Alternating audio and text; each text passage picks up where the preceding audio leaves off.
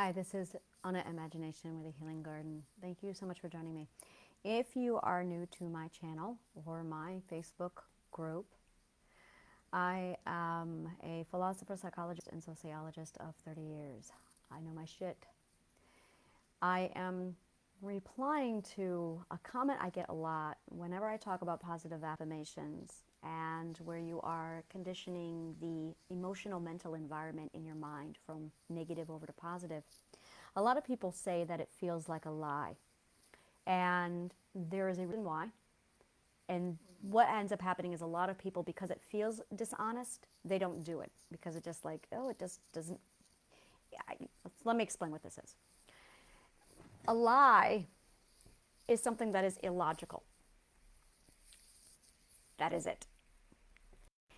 And something that is truth or honest is something that is logical. And I'm going to break this down because it is really different than what's in the dictionary. Because whenever you look at the word, there are business definitions, psychological definitions, religious definitions, philosophical definitions. And a lie is actually, in philosophy, defined as something that is not true. But in philosophy, truth is defined, truth is easily one of my favorite words. In philosophy, truth is defined as what is logical. Something that is not true is defined as something that is not logical, something that's illogical. In law, lie is defined as something that is done, withheld, or said with intent to deceive. With intent to deceive. That is actually honest. Honest is not the opposite of lie. Truth is the opposite of lie. Honest is not the opposite of lie. Something that is dishonest is something that is with intent to deceive. This is why words matter. It's because when you're using the wrong words, you're not communicating the precise definition. So we use the word lie a lot when we actually mean dishonest. Dishonest means with intent to deceive. Lie means not logical. Now, people think that there is a one ultimate logic that's out there, and this is illogical. The reason why is because logic is simply an argument of premise with premise to form a conclusion. Now, if you have false premise, now if you have a premise that's not accurate, or you have a premise that's misquoted, or you lack information, this is referred to as a false premise. Every single time you have a false premise, it leads to a false conclusion. This is philosophy, logic, formal argument, and debate 101. So you have false premise, premise equals false conclusion. You must have pure, clear, precise premise, all of them completely without any flaws, to get a proper logical conclusion.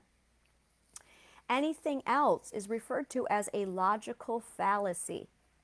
Now, here is the problem with logic. There actually is no problem. This is the problem with people.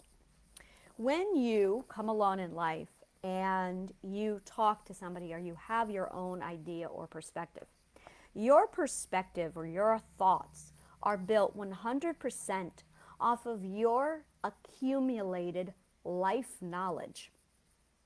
Your accumulated life knowledge is built off of every logical milestone you have ever accumulated from the moment you were born all the way up to the present moment. So when you open your mouth, you are accumulating your entire life's milestones of logical data points with which to speak. You are the only one who has access to this database.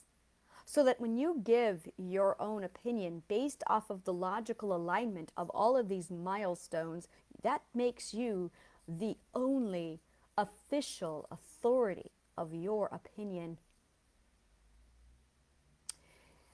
If it contradicts somebody else's logical opinion, it's because they have an entirely different data point with which their milestones are accumulated. So that suddenly their perspective is unique to their experience in life, just like yours is developed off of your own unique experience to your life, which means no one is qualified to ever contradict anyone else's opinion or perspective ever. There is a lot of people throwing around a lot of concepts that a perspective should be something we rip apart, dissect, cherry pick all the points out and throw away like it's garbage. But a person's perspective is the core of their mental health. So as people come along and rip apart your perspective, dissect it, critique it, throw it away and stomp on it, that is your mental health that they are ripping apart and critiquing. So when you build a logical concept, when you build an opinion or a perspective, and you are drawing in from all of these logical milestones in your life, accumulating them all together into this massive perspective that you have, depending upon what you were given as a child, if it was a lot of negativity, you're going to have that information computed into your perspective. Now the problem is that's going to become your logical truth. So that when you open your mouth to say something that contradicts your current logical truth that's been contaminated by the perspective and opinions of abuse, it's going to feel like a lie because you are contradicting your logical truth. In order to get this pulled off, you need to first be aware why it feels like a lie is because you are contradicting your logical truth.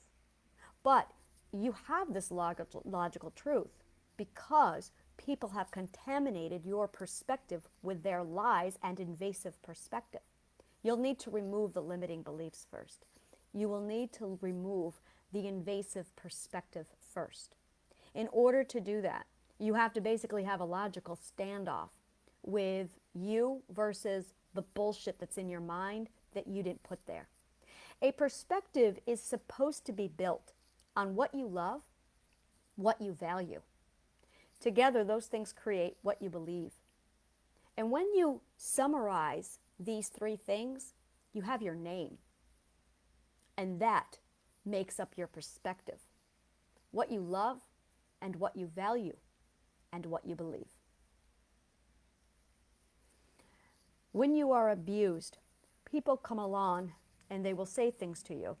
Now we have this gorgeous cognitive core for processing inside of our brains so that when people say shit to us, we can immediately calculate that shit and go, oh, that's an opinion, throw it away. It doesn't mean anything. Unfortunately, most of the abuse that comes into our lives is presented as a fact. Our brains can't process the difference between a fact and an opinion unless we use logic. Unfortunately, when we're children and an adult tells you something different, you believe the adult because of the hierarchy of adult to child. So the child defaults to the knowledge of the parent even though the parent is toxic. So the parent will give you horrible information with which to penetrate your perspective, and you think it's fact. Your subconscious mind will take it as fact. Mom and dad said X, therefore it must be true. That is a false premise. Once you understand that that false premise is contaminating your logical milestone, you can remove it. You need to remove it. This is called a logical fallacy. The logical fallacy presents a perspective that's now contaminated, referred to as an invasive perspective. So now you have your logical perspective that's completely set aside for an illogical conclusion, an illogical perspective. Now you have two perspectives within your mind. One that is your logical perspective and one that belongs to your parents and or your abusers. You'll have an evasive perspective for every abuser you have in your life. So suddenly, instead of having one perspective in your mind, which you should only have one, you could have up to 5 invasive perspectives. Now, your subconscious mind takes data in and puts behavior out. The behavior that it puts out acts according to whichever perspective it has. But if it has more than one perspective, it doesn't know which behavior to respond to. So your subconscious mind will literally toggle between multiple perspectives, trying to figure out which one it should be on. There will be outside triggers telling you when it's safe to be on whichever perspective you need to be on, so that a trigger will have you switch and jump to a different perspective. It could be a subtle trigger. It could be a word. It could be an emotional flux that immediately switches you over to a different perspective, and that comes off as a mood swing. It's not actually a mood swing. Your subconscious is toggling between multiple perspectives. You should only have one. Once you understand that logical fallacy creates multiple invasive perspectives, you can remove the invasive perspectives using logical argument based off of what you love, what you value, using those two elements to determine what you do believe. Then you accumulate that information to define who you are and what your name is. And this is where it gets real simple. If you were told something as a child that contradicts what you love and what your ethics are, it invalidates the invasive thought, the invasive perspective. Understand, and this is the key right here, that parents and people you love and trust give you information and data that absolutely were opinions, contaminated. They lied or they just repeated something. You must undeitize them. You must take them from this pedestal of authority and drop them down to a nothing. Because it's the authority that you assign to people you love early in life that gives them the power and the authority to dictate what should and shouldn't be in your perspective. Once you understand that your mom or your dad were a bad person or they were toxic, the problem is a lot of people don't undeitize them. They keep the authority assigned to that person, and you must remove the authority from that individual in order to get them off of the pedestal to bring them down in your subconscious mind. Once you downgrade your abuser from an authority on a subject to a nothing, it immediately, this is the gorgeous part about the subconscious mind will immediately take the resources that they provided you and go, well, this is now invalid, and throw it out. When it does that, it will instantly correct the logical fallacy inside of your mind, and the invasive perspective will vanish, and with it, the emotional mental environment. When that occurs, the mental illness that it caused will go away, and I do mean instantly. It's astounding. This is just logical fallacy. The perspective health is the determining factor of the symptoms, which are your mental mind, your mental health. Mental health is a symptom to your logic and your perspective. Once you understand what builds a perspective and how it all goes together, you have the ability to apply logic, to downgrade the authority from an unauthoritative figure in your life that abused you into a status where their information is invalidated, which is feeding an invasive perspective. That's how you cure mental illness. It is applied to literally every one of them. Depression is not a mental illness. It is a grieving status of the self.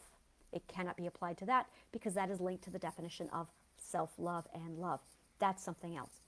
Every other mental illness so far has been linked to this. The other thing that I've noticed is that there is a limiting belief, a very specific limiting belief for each and every mental illness. For instance, borderline personality disorder is the belief that to love is to be needed. So that if you want love, you have to be needed. Same thing with codependency. A narcissist has the belief that love is needing other people, so that there's a lack of definition of what love is. And because of those definitions, that's literally gumming up all the works. Those beliefs came from a mother or a father. Sorry, not sorry, that's the way it is. And once you accept the reality and the truth, you stop fighting it and you can start deauthorizing your parents. And that's really what needs to happen, is you need to deauthorize your parents.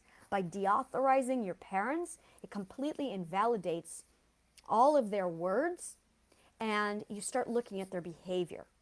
Stop validating their words. This is why words are so powerful.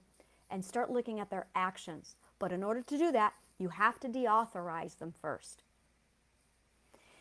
If you want any more detail on how all of this is a branch of my triadic healing. This is a fraction of what I do with triadic healing.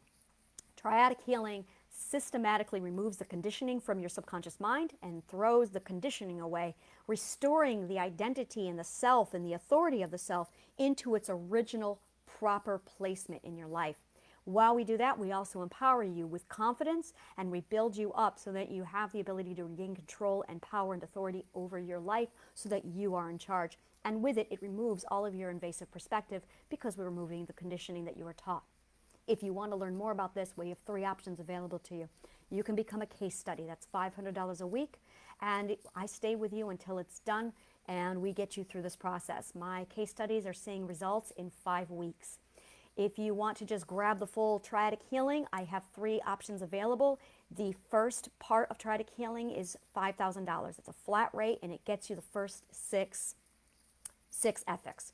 The second stage is $10,000 and that gets you the full 10 ethics and it teaches you everything you need for parenting and teaching and healing. If you want to become a certified healer and use my program, my triadic healing, on your own patients or clients or patrons, that is available for $15,000. Those are all flat rates and it's the complete program depending upon how far you want to take the program. The other option is a $150 a month DIY group session that I do where I present the material to you and then you're pretty much left on your own to do whatever it is you want with it. Again, this is all triadic healing, and if this is something that you'd be interested in, it's on my link tree down below. Thank you so much, and may the kindest of words always find you.